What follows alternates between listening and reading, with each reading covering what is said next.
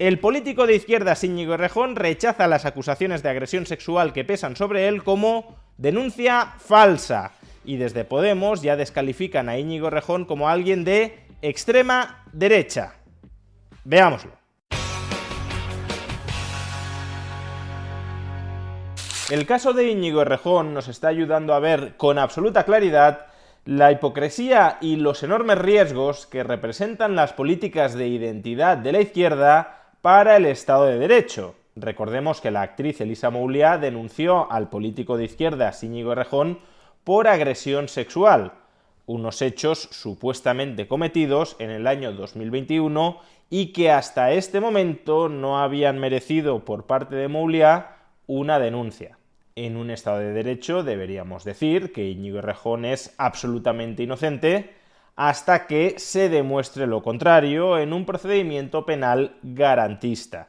Ha de ser el juez quien evalúe toda la evidencia disponible y llegue a una conclusión tan imparcial e insesgada como sea capaz sobre si Íñigo Errejón es culpable o no lo es. Pero prima facie, hasta que se pruebe más allá de toda duda razonable, Íñigo Errejón y cualquier otra persona acusada de cualquier delito debe ser considerada inocente. Pero en este punto, claro, nos topamos con la hipocresía de la izquierda respecto a esta cuestión. Y es que, por un lado, Íñigo Errejón, sumándose al carro del feminismo colectivista allá por el año 2020, sentenció que las denuncias falsas no existían. No hay denuncias falsas, hay una derecha fanática cuyo trabajo es criminalizar a las mujeres. Y claro, si no hay denuncias falsas, si todos los hechos que denuncia una mujer respecto a una agresión sexual deben ser considerados prima facie como ciertos, pues entonces ahora mismo a Errejón no le quedaría otra que salir esposado, que reconocer que es un agresor sexual, porque así lo dice Elisa Mouliá, y diciéndolo una mujer, la denuncia no podrá ser falsa. Sin embargo, ¿qué ha hecho Íñigo Errejón con todo el derecho del mundo? Pues obviamente tratar de defenderse ante los tribunales, señalando que la denuncia de Mouliá es una denuncia falsa. Ya es casualidad que no existan las denuncias falsas y que justamente a ti te toque una. Pero he de decir, este no es el único gesto de hipocresía que ha exhibido Íñigo Errejón con respecto a esta cuestión. Y es que el procedimiento penal contra Errejón se haya temporalmente paralizado debido a que el abogado de Elisa Mouliá está de baja y el juez ha decidido archivar temporalmente la causa hasta que regrese de la baja. Y claro, esto lo que provoca es un alargamiento del procedimiento donde, por culpa de Íñigo Errejón y de otros de su entorno ideológico, en lugar de prevalecer la presunción de inocencia en favor de Errejón, de tal manera que mientras se alargue el procedimiento a Errejón no le afecta, porque él, hasta que el juez declare lo contrario, es inocente, como esta presunción de inocencia ha sido enterrada por Íñigo Errejón y por su entorno mediático, ahora claro, Íñigo Errejón es considerado por la opinión pública presuntamente culpable y cuanto más se retrase la resolución de este procedimiento, más se extiende ese periodo de agonía donde la presunción de culpabilidad pesa sobre Errejón. Y eso evidentemente genera una situación de absoluta indefensión para Íñigo Errejón, quien ni siquiera ha podido declarar ante el juez las razones por las que considera que la denuncia de Mouliá es una denuncia falsa, de esas que no existían, pero ahora sí existen. Una denuncia falsa, es que Íñigo Errejón no ha podido ni explicarse, y mientras no se explique y el juez termine resolviendo en una dirección o en otra, se le sigue considerando mediáticamente presunto culpable, porque ese es el mundo que han ayudado a crear Errejón y los suyos. Pues bien, ¿cómo creéis que ha reaccionado Errejón a esta situación de indefensión jurídica que él ha contribuido a crear? Pues pidiendo poco más o menos que una especie de procedimiento de excepción para personas de especial relevancia pública como él. La letrada de Errejón insta al magistrado a que reabra la causa para que éste pueda declarar a la mayor brevedad y que se requiera a la actriz para que en un plazo máximo de 24 horas designe un nuevo abogado de su confianza que pueda hacerse cargo de forma inmediata de su representación letrada. En este contexto, su defensa, la de Errejón, recuerda que este caso no es un procedimiento civil, sino uno penal, excepcionalmente mediático, en el que se imputan graves conductas y en el que cada día que transcurre sin poder dar las explicaciones debidas ante el órgano instructor, eso va en detrimento público de su honor y de su derecho a la presunción de inocencia. Por tanto, y también dada la excepcional trascendencia mediática del proceso, no menos excepcional debe ser el respeto de los derechos procesales que amparan al señor Errejón para evitar las graves dilaciones indebidas que pretende la letrada hasta su reincorporación dentro de más de 16 semanas, marzo o abril de 2025, se pregunta la abogada de Errejón. O sea, fijaos en el despropósito.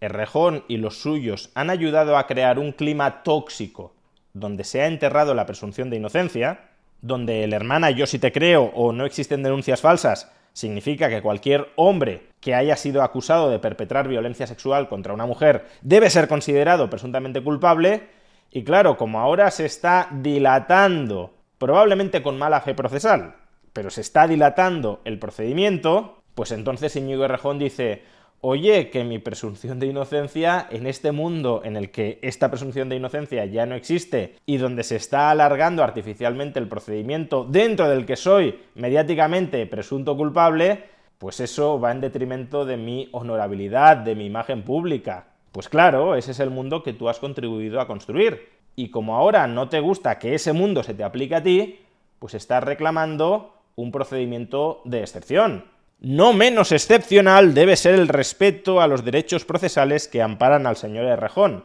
y a todos los otros señores que no son Errejón y que durante años, o lustros, o décadas, se han visto sometidos a esta misma jauría en contra de su presunción de inocencia. Los derechos procesales de todos esos señores que Íñigo Errejón contribuyó a enterrar acusándolos de extrema derecha, esos derechos procesales no contaban, ¿no? Solo cuentan, al parecer, los derechos procesales de la casta, de los que están por encima del vulgo, pero al vulgo, claro, hay que aplicarle otras reglas. Pero bueno, si creéis que la hipocresía de Errejón ya es suficientemente desquiciante, atención a las declaraciones de la eurodiputada de Podemos, Isabel Serra, acusando a Íñigo Errejón de ser de extrema derecha, por haber afirmado, en este caso, en el que él está siendo acusado,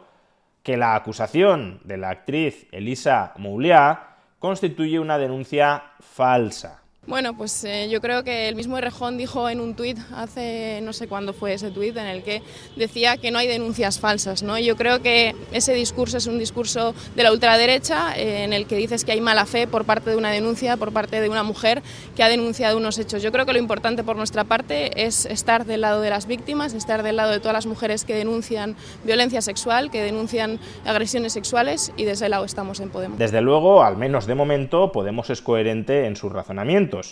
Si dices que una denuncia por violencia sexual es una denuncia falsa, entonces eres de extrema derecha. Eso es lo que decía Íñigo Errejón hace 4 años y lo que ahora aparentemente no se aplica a sí mismo, pero sí le aplica Podemos al que no deja de ser su enemigo político. Podemos le está diciendo: estamos de acuerdo en lo que decías hace 4 años. Tú afirmabas que rechazar una denuncia como falsa era de extrema derecha, ahora lo haces tú, por tanto tú ahora eres de extrema derecha.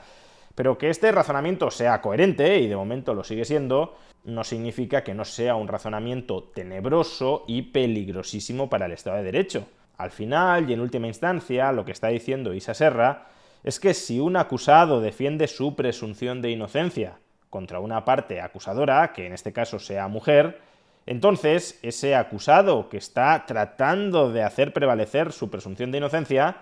es de extrema derecha. Que si no admites que los hechos denunciados son ciertos, o al menos que son verosímilmente ciertos, es decir, que no cabe en absoluto que la parte acusadora se haya inventado los hechos y los haya retorcido para tratar de que seas injustamente condenado,